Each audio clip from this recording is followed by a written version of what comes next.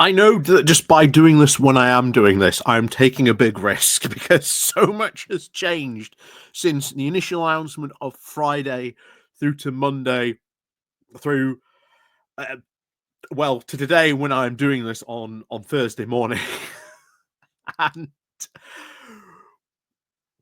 first of all, let's go through what happened. Liberation Day.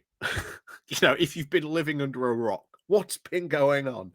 Well, first of all, we had the announcement of Liberation Day that all these countries were going to get all these tariffs worked out by a formula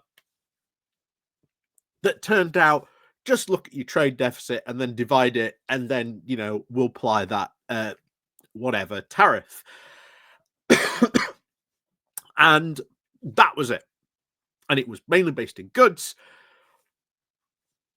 We got 10%, Norway got 15, EU got 20, China got 30 something percent to begin with, but you got places like Vietnam got like 40 odd percent just randomly applied. No real action or plan. And this is what we've been finding out through this week.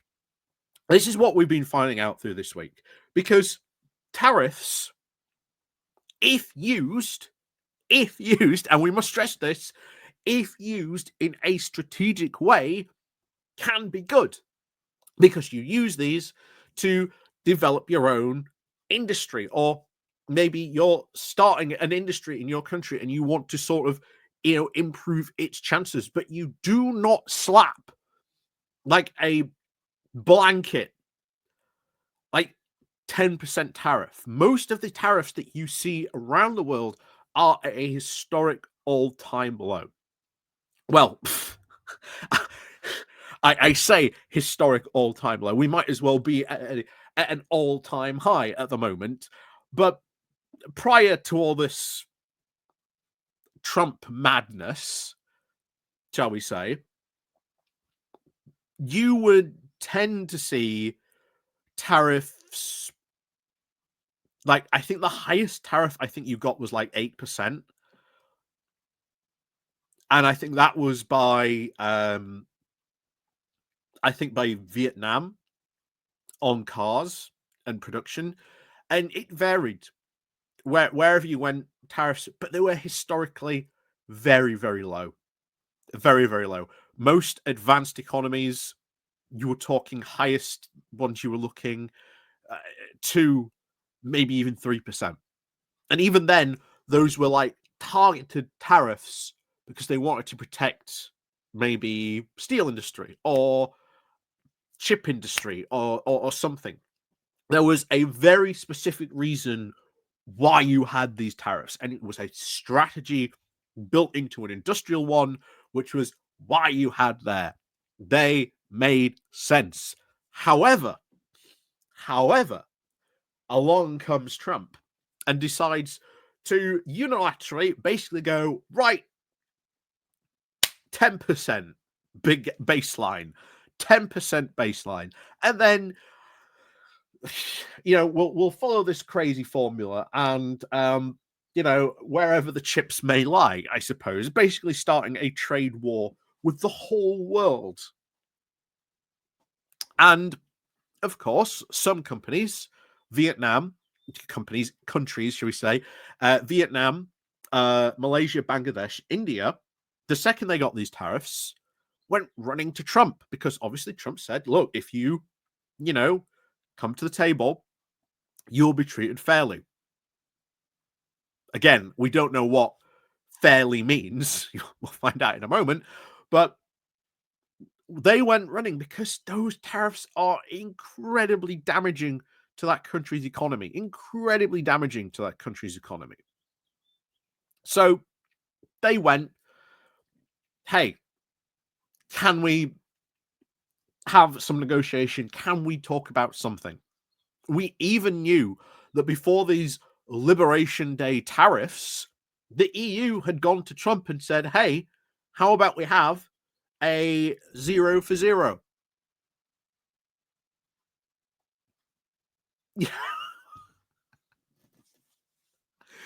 So that's where they were, and what happened was that especially countries like Vietnam, when they went, knocking on the door, didn't get a response. They got nothing. They weren't even told anything. They were literally left on hold from this. What this deal? What exactly do you want? What can we do? And there just came no reply. And then, of course, you got China retaliating, because of course it's going to retaliate. As I've said before, I think really this now trade war between China and America is basically going to come down to who is stronger, the American consumer or the Chinese supplier. Like I say, we'll find out. And then, of course, the markets were just like that, constantly like that. And then we get to the rumors, because Trump and his team had been insisting that these tariffs were permanent. They weren't going anywhere. No one was going to, suddenly turn these tariffs off. Trump was even tweeting before he even made the recent announcement that we were about to go over, although who knows if he's made another one since then. Basically said, buy the dip. Now's the perfect time to do it. Don't be a panicking. Don't worry.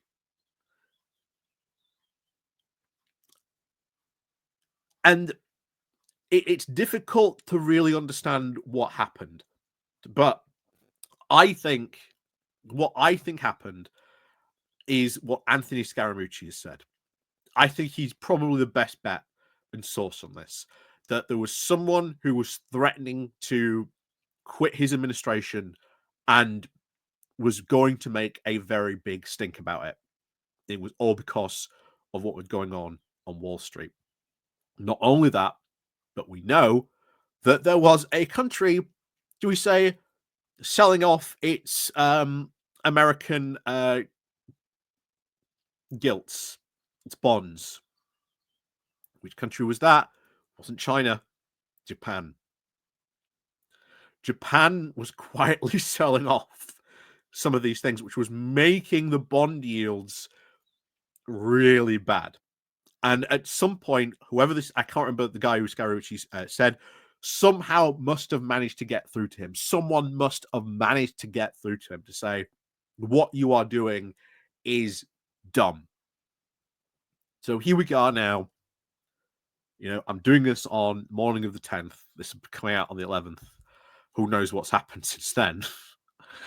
But you now have the situation where the tariffs have been paused.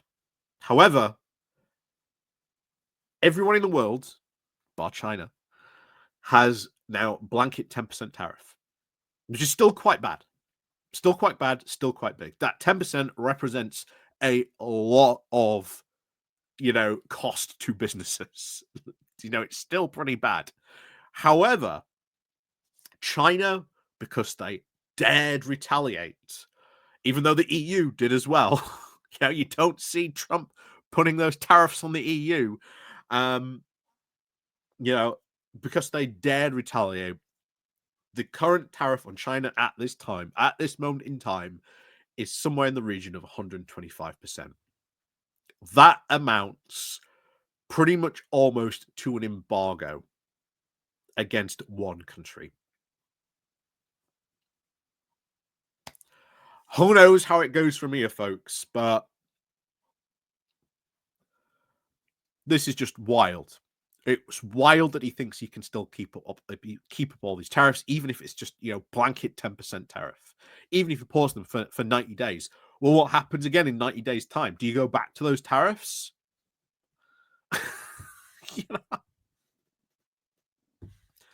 Madness. Sheer madness. And it's what's been happening since you started this with Canada and Mexico. Oh, yeah, I'll put these tariffs on. puts the tariffs on. Oh, actually, I'll pause them for 30 days. Now they've been paused for 90 days.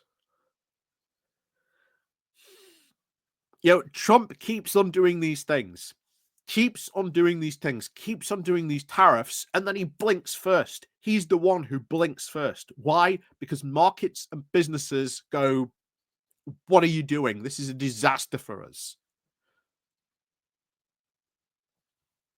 And he keeps on blinking. And this creates huge uncertainty because businesses need certainty. They need to be able to plan for stuff.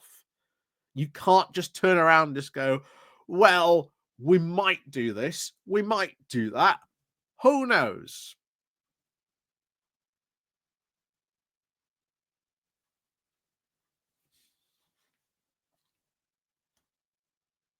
Yeah. You know, we did the video yesterday about what's been going on in the TRPG industry.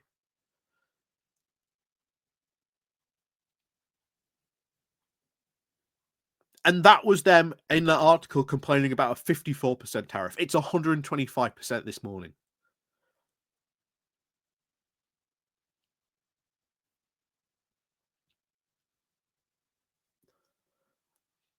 And there's still rumors he might bring in sectoral tariffs. He might start targeting specific sectors. And I'm still thinking he might target the pharmaceutical industry. So just because he's announced this pause doesn't mean it's over by any way. It is not over by a long shot. As we were talking with my uncle on Monday, China has all that US debt.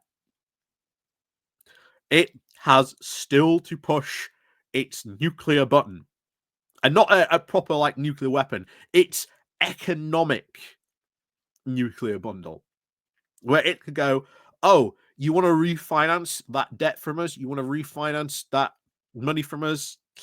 Don't think so. Time to call in that debt. China is one of the biggest owners of US debt. We are, I think, the third. And then I think it's Japan. I think. I can't remember off the top of my head now.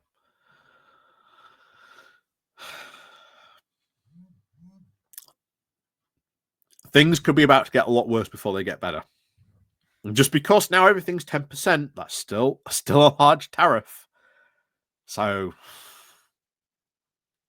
yeah, craziness still continues.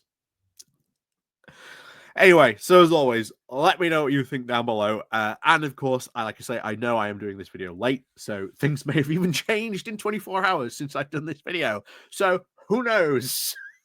But as always, thank you very much for watching. And of course, as always, we'll see you all next time.